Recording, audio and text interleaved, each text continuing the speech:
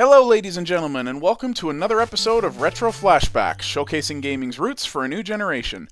My name's Parallax Abstraction, and as promised in my premiere video of Codename Viper, today we are taking a look at the NES version of Rolling Thunder, better known as the game that Codename Viper blatantly ripped off. It's pretty... whoa! What the...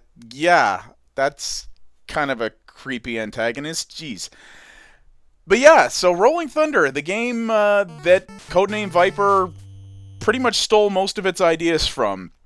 We are looking at the NES version here, which was developed by Namco and released in the United States by Tengen, which was a rather interesting company. They were a partnership of Namco and Atari Games, which, not to be confused with Atari Inc., Atari Games was the arcade division of Atari. And Tengen was a publisher that actually released a bunch of titles from Namco and other companies, but released them on largely the NES, completely unlicensed. They were one of a handful of publishers that actually tried to go against the Nintendo ruling council, as it were, and release games on the system without their permission, which was a controversial thing. Nintendo went after them pretty hard, and Tengen actually didn't last that long. But interestingly enough, despite being sort of a renegade publisher, a lot of their games actually were pretty decent quality.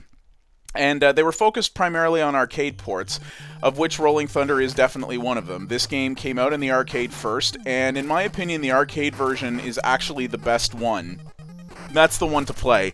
But we're taking a look at the NES version today for comparative purposes, because this is the game that Codename Viper was a blatant rip-off of. This game also did come out on about 1,000,000,001 other systems, including the ZX Spectrum, the Commodore 64, the Amstrad, the Amiga, the Atari ST. Yeah, you could pretty much get it anywhere you wanted. If it had a screen, chances are it had a version of this on it back then. Now, the thing with this game, as you're going to see, is this is not a bad game by any means, but I said in my Codename Viper video that I think it actually did this formula better. I'm a big fan of action platformers, and this is most certainly one of them, but it's pretty much bog standard. Your goal is to get to the end of the level, get through all these weird enemies that kind of look like the Foot Clan got invaded by aliens, I guess, especially with that final boss dude, at least I presume he's the final boss, the guy on the title screen there. Your goal is just to get to the end of the level, and that's pretty much it. You see that, much like Codename Viper, this does have all the wall doors, and you can go into these, but none of them have anything. There's a handful of doors that have gun upgrades and ammunition, which, as you can see, are all blatantly obviously marked. It's just like, yo, guns in here, dude. And other than that, there's nothing. You can go in and out of these doors, and enemies spawn out of them, but there are no hostages in this game. And perhaps most key of all, there is no commando guy who has the, secret MacGuffin that allows you to exit the level. And that's what I really liked about Codename Viper, is the hostages were purely a bonus mechanic, but they randomly spawned, which changed your playthrough slightly every time. And also, you had the one guy who you did have to find, who was also randomly placed, and if you didn't, you simply couldn't leave the level. You'd get to the end of it, and the game would be like, nope, go back, get your special weapon, and until you do that, you can't leave. None of that exists in this game. It's just... oh, jeez. Except those stupid tire things, which I really, really dislike. Your goal is very simple. It's just get to the end of the level and move on. And go to the next level, get through that, and eventually get to the end of the game, kill the big bad guy, and that's that. In other words, it is a completely bog-standard action platformer formula. And don't get me wrong, I don't dislike that. I actually like the action platformer genre quite a bit. It's simple, but effective, and the best action platformers are games that are easy to learn and hard to master, which this certainly is. The concept of this is very simple, but it's also a difficult game. Like Codename Viper, it's a short game, but it makes up for that by being difficult and requiring you to really practice and get good at it in order to make your way through to the end. But Codename Viper, the reason I think it was such an underappreciated gem is that it did things just a little bit differently. It had the hostage mechanic, it had the... I really hate these guys because they demand near pixel-perfect timing, and one hit, as you can see from their bullets, is the end of you.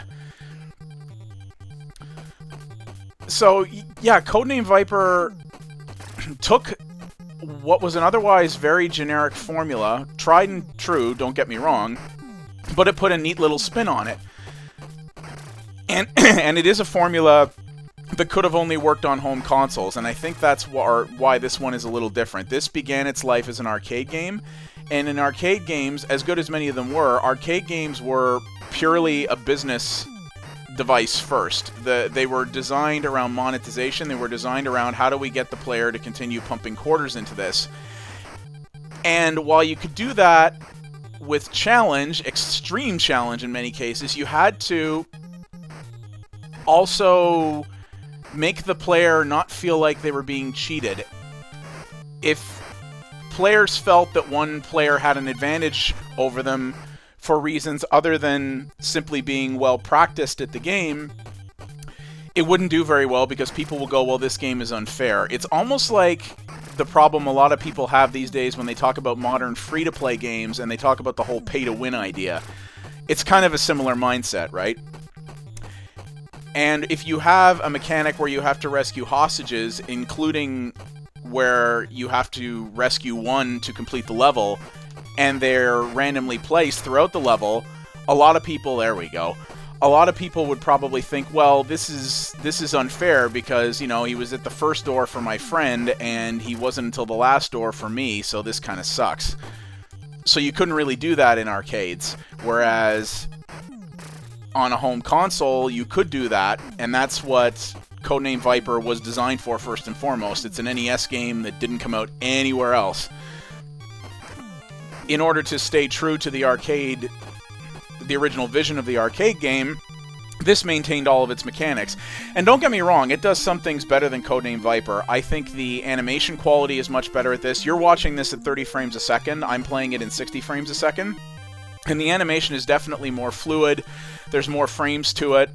I actually like these weird little oddly tall stick figure models. I think they look a little bit more interesting.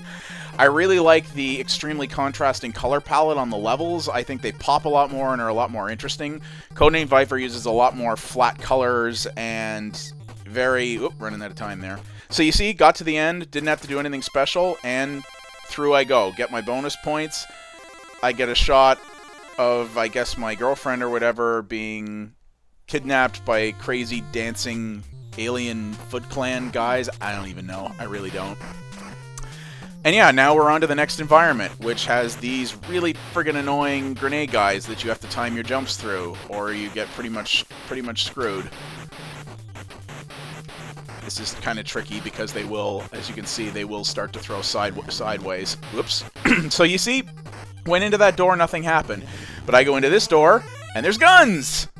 And that's it. Like, there's no mystery to it, there's no random chance element, and that takes some of the excitement out of it. It just doesn't do it for me quite the same way.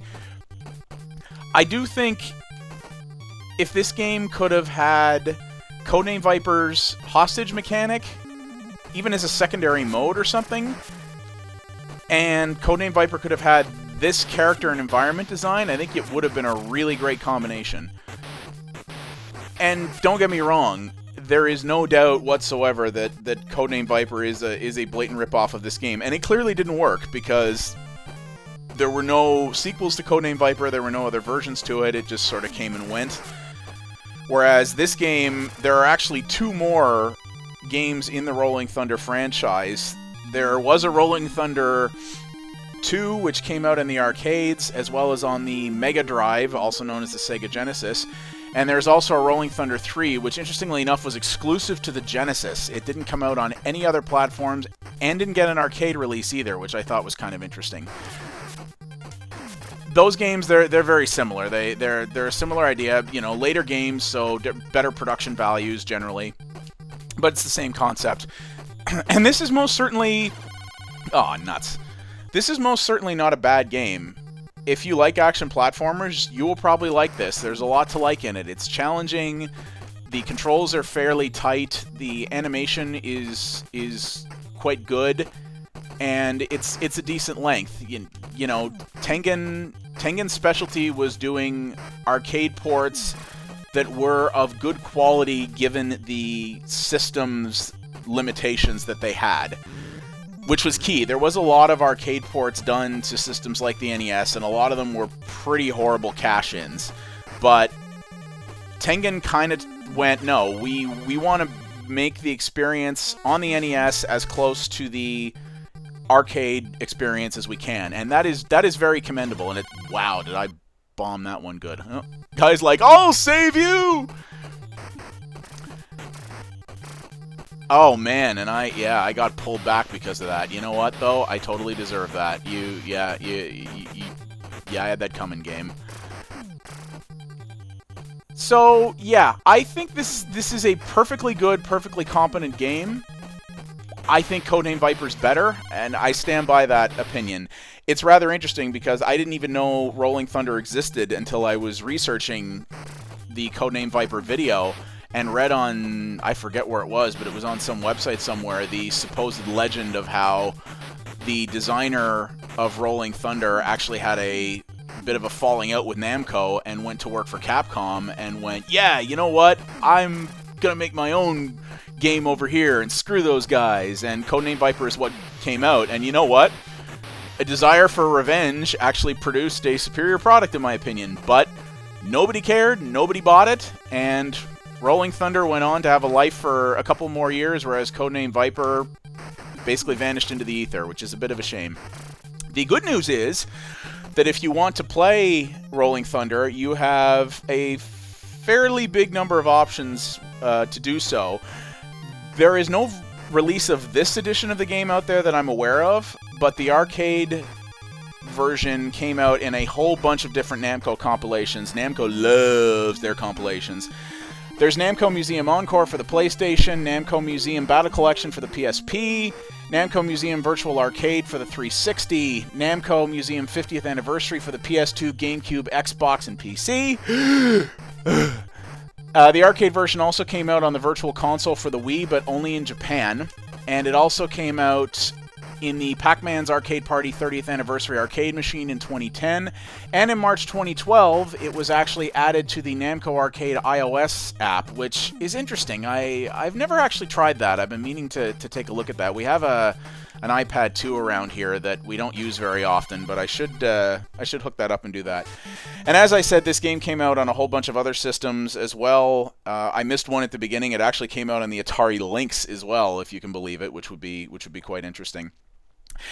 The good thing is the arcade version is the one to beat. It's pretty much the exact same game from a gameplay perspective, but production value-wise, it's definitely better. You know, it's not uncommon. Back in this era, arcade games generally were better quality than the home systems, so that's what you would expect, really.